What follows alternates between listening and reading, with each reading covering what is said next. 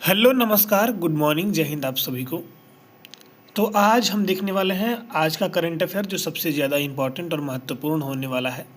तो इसमें हमारा क्वेश्चन नंबर 1 है कि हाल ही में किसे भारत की सबसे बड़ी दूरसंचार कंपनी यानी कि जियो प्लेटफॉर्म्स का नया मुख्य कार्यकारी अधिकारी यानी कि सीईओ नियुक्त किया गया है। तो इसमें आपके ऑप्शन ए है आकाश अंबानी, ऑप्शन बी है सुनील मित्तल, ऑप्शन सी है संदीप सिंह, ऑप्शन डी है राजीव मेहरा। तो जो आपका ऑप्शन सी है संदीप सिंह वो एकदम क्या हो जाएगा, वो एकदम करेक्ट और सही आंसर हो जाएगा।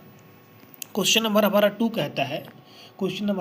कहता है कि दिसंबर 2025 में किस पूर्व केंद्रीय मंत्री को एशिया प्रशांत ब्रॉडकास्टिंग यूनियन एबीयू का अध्यक्ष चुना गया है। ऑप्शन ए है अनुराग ठाकुर, ऑप्शन बी है स्मृति ईरानी, ऑप्शन सी है प्रकाश जावड़ेकर, ऑप्शन डी है रविशंकर प्रसाद। तो जो आपका ऑप्शन डी है रविशंकर प्रसाद वो क्या हो जाएगा, वो एकदम सही और सटीक आंसर हो जाएगा। क्वेश्चन नंबर 3 है कि किस भारतीय लेखिका ने the promise of the present नामक अपने उपन्यास के लिए प्रतिष्ठित फिक्शन के लिए जेसीबी पुरस्कार 2025 JCB prize of the fiction 2025 जीता है। इसमें ऑप्शन है गीतांजलि श्री, ऑप्शन बी है नमिता गोखले, ऑप्शन डी है अरुंधति रॉय, ऑप्शन डी है दीप्ति नवल। तो जो आपका ऑप्शन डी है दीप्ति नवल वो क्या हो जाएगा, वो एकदम सही और सटीक आंसर हो जाएगा। क्वेश्चन नंबर हमारा 4 कहता है कि दिसंबर 2025 में किस भारतीय शहर को यूनेस्को क्रिएटिव सिटीज़ नेटवर्क यूसीसीएन में संगीत का शहर सिटी ऑफ म्यूजिक के रूप में नामित किया गया है।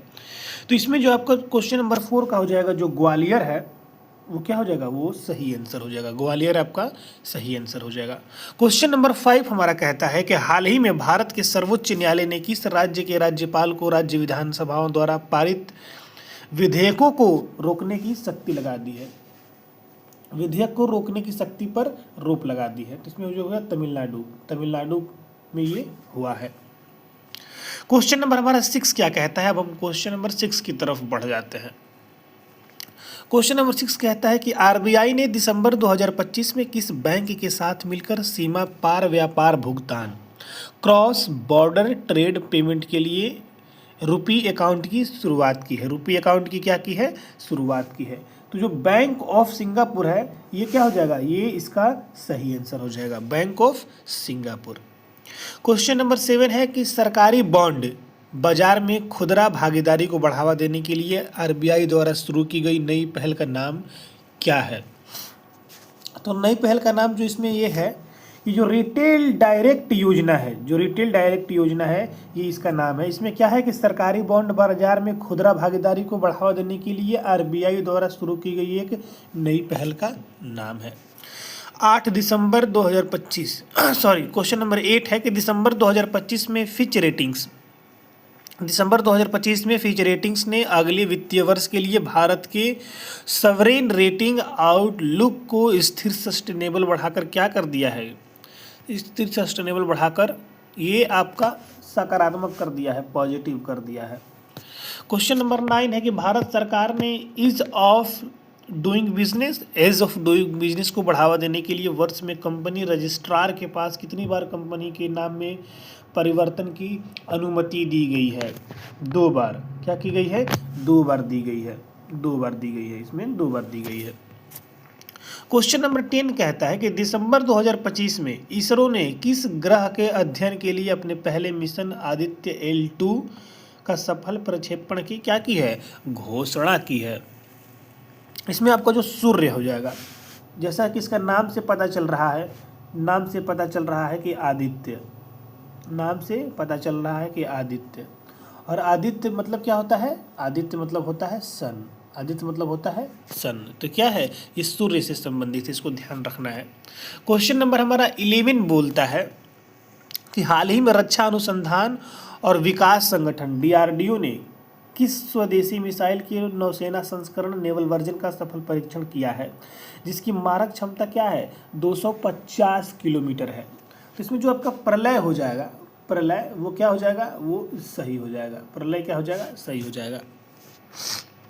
क्वेश्चन नंबर हमारा 12 कहता है, क्वेश्चन नंबर हमारा 12 कहता है कि किस भारतीय प्रौद्योगिकी संस्थान आईआईटी के शोधकर्ताओं ने नेत्र विशिष्ट रोग ऑक्यूलर स्पेसिफिक डिजीज के इलाज के लिए एक नया नैनो रोबोट डिलीवरी सिस्टम का क्या किया है, विकसित किया है। मतलब कौन सा आईआईटी जो है ये इसको बनाया है।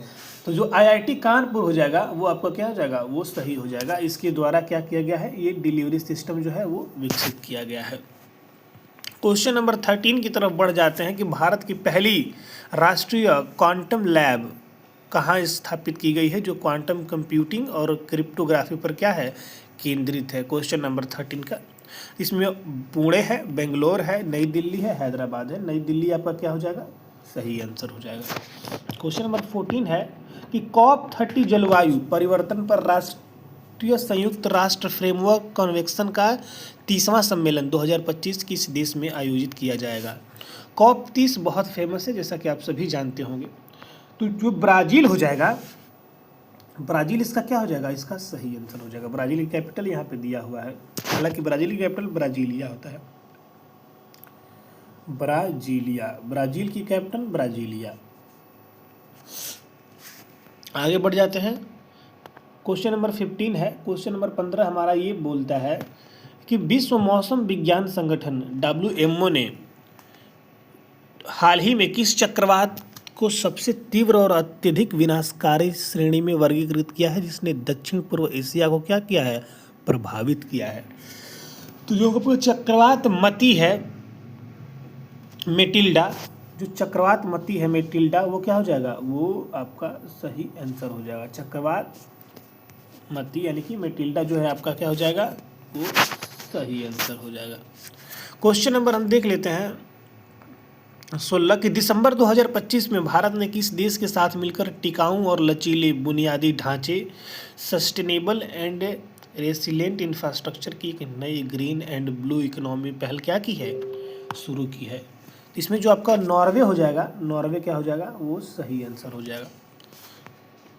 17 भारत ने विश्व व्यापार संगठन WTO में किस देश के साथ सार्वजनिक खाद्य भंडार पब्लिक स्टॉक होल्डिंग के मुद्दे पर अस्थायी समाधान की मांग को लेकर संयुक्त प्रस्ताव पेश किया है। तो इसमें आपका जो G33 समूह, जो विकासशील देशों का समूह है, उसको लेकर किया है,